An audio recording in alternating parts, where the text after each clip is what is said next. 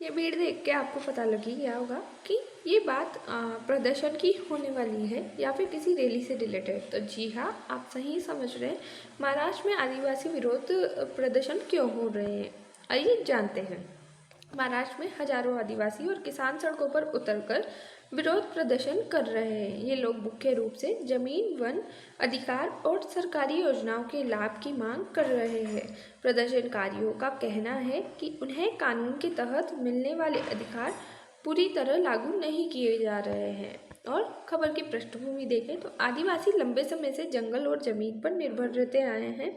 सरकार ने उनके अधिकारों की रक्षा के लिए वन अधिकार अधिनियम यानी कि फॉरेस्ट राइट्स एक्ट FRA 2006 बनाया था, लेकिन कई आदिवासियों का कहना है कि उनके दावों को मंजूरी नहीं मिली या जमीन का रिकॉर्ड सही तरीके से नहीं बनाया गया है। चर्चा में क्यों, तो हाल ही में आदिवासियों ने बड़े पैमाने पर मार्च और धरना प्रदर्शन किया है। इससे राज्य सरकार और प्रशासन पर दबाव बढ़ा है और मामला राष्ट्रीय स्तर पर चर्चा में आ गया है। राज्य में हजारों आदिवासी सड़कों पर क्यों उतरे हैं?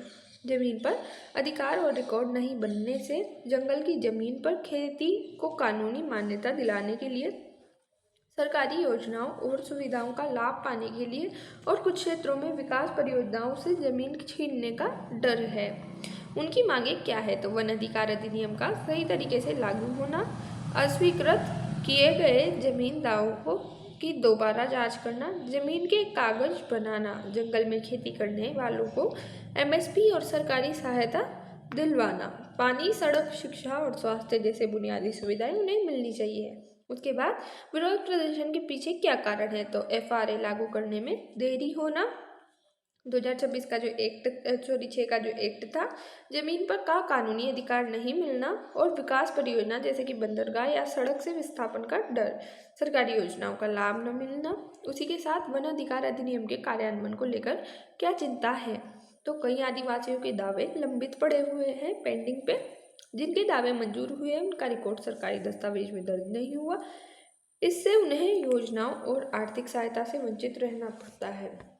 उसी के बाद चिंताएं क्या है, तो जमीन खोने का डर है, रोजगार और आजीविका पर खतरा बना हुआ है, पर्यावरण और पारंपरिक जीवन शैली में खत्म होने का डर है। यह लंबे समय से लंबित मांग क्यों है, तो जमीन के दावों की जांच प्रक्रिया धीमी है, प्रशासनिक और कानूनी जटिलताएं हैं, कई मामलों में ग्राम सभा और सरकार के बीच तालमेल की कमी है।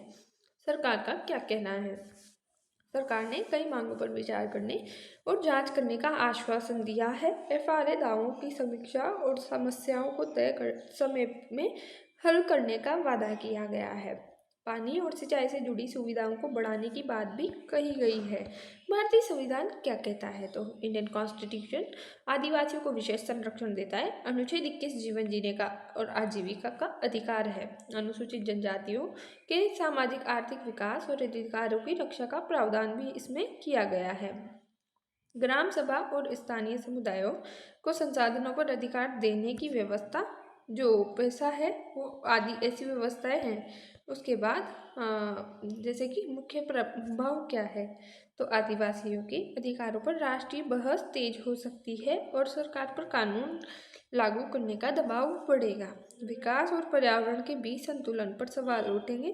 प्रशासनिक सुधार की जरूरत महसूस होगी।